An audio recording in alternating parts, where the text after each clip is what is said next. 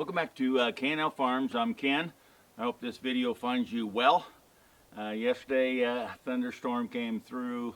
If you've been following along on the channel, you know that I'm on the volunteer fire department, and there was 3 lightning strikes. Well, it could have been more, but 3 lightning strikes that caused fire, and I spent most of yesterday fighting wildland fires, and it wasn't that severe. It was one go, and there was quite a few of us there. There was 3 brush rigs there. Go take care of that one, leave a crew with that one, and move to the next one, leave a crew with that one, move to the next one, and I was on the front leg of that, and me and another person with that brush rig I've themed on my channel before, and I did some work on that brush rig this morning. And in any case, moved to 3 and then go stage. I was the primary guy or person on that, getting on the front leg of that, and we would drop off pieces of equipment as they showed up to sustain those fires. But today we haven't had any calls this morning. We didn't have any thunder or thunderstorms last night, so I'm on the green. Okay, you've seen from the beginning of the video, I have to make a retraction or correction. When I was talking about that, it was 2 days ago. We had a thunderstorm come through, had 3 fires that we went out on. Now the Forestry Service, they weren't as responsive as we were. Now, remember the town I live in, the volunteer department I belong to, there's another town 11 miles away. It's not the town that was negligent in response. It was actually the Forestry Service. So that fire's grown now enough that I'm 4 miles away from the evacuation zone, and tonight at 6 they're going to we're going to have a meeting at the hall. I think they're going to activate us, or some of us, to go from our town to go help our sister town. Now, if you've been following along, and I don't even know if I can actually mention the other person's name, but there's a large YouTuber in the other town 11 miles away from me, and I think that it's called Wrangler Star. If you're more interested in the fire behavior, he's doing a better job of reporting it than I am. And I'm not wearing my hard hat because I don't want to show the brand of the town that I live in. And the other correction is that one thing I don't know that you're aware of, but you go out on a fire, any fire you have, you go out on a fire, your gear gets spread out. You always carry extra stuff in your pack, and I'll show you my pack here in a minute, and there's some corrections in my pack too.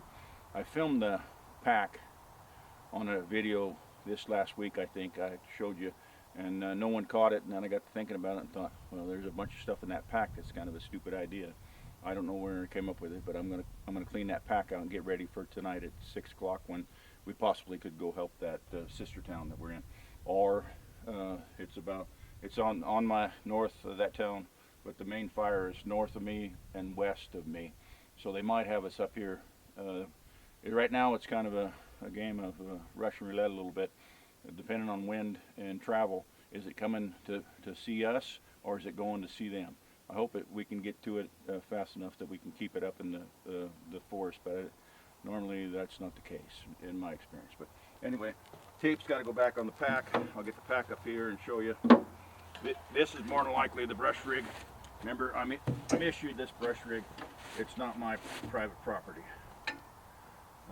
In the pack, one major thing, but went through, and I mentioned I got some bug spray in my pack. I thought that'd be incredibly intelligent, and then I got to rationalizing, do I really want an aerosol, flammable aerosol can that's going to turn into a grenade in a fire in my pack? So I think I'll leave that in the truck.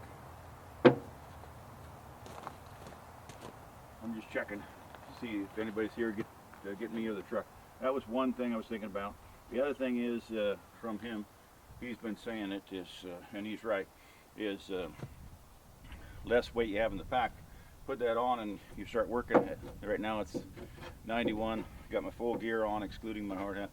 I'm warm just standing here. Could you imagine what it is cutting fire lines? So less weight. I don't need a suntan lotion in my, or sunscreen in my backpack. I'll probably just put that in the truck. So let's get that out right away. I do have my regular canteen water, and I got a water bottle on me. Of course, fire shelter.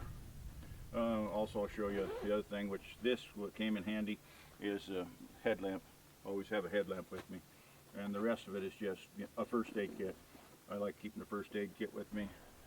Before first aid kits were real popular, my family, that was your first aid kit, a roll of electrician tape. But anyway, that's some of the stuff in my pack. I'll just zip that up, and then I'll put that, I got to put this flagging tape back on, because somebody else needed the flagging tape, and it came off my pack, and it went into the truck, and I'd like to keep this flagging tape with me, which when we were on those fires, flagging tape comes in real handy, and there wasn't any flagging tape in the truck. Now I'm gonna correct that this evening when I go to that status at the fire hall, to see if we're going to go out actually or go down the hill. And yes, it's due west of us, this town, and it is down the hill. So anyway, wish me luck this evening. Oh, and if you like any of the content, please hit the thumbs up, because I get better traction. Hummingbird just went by us.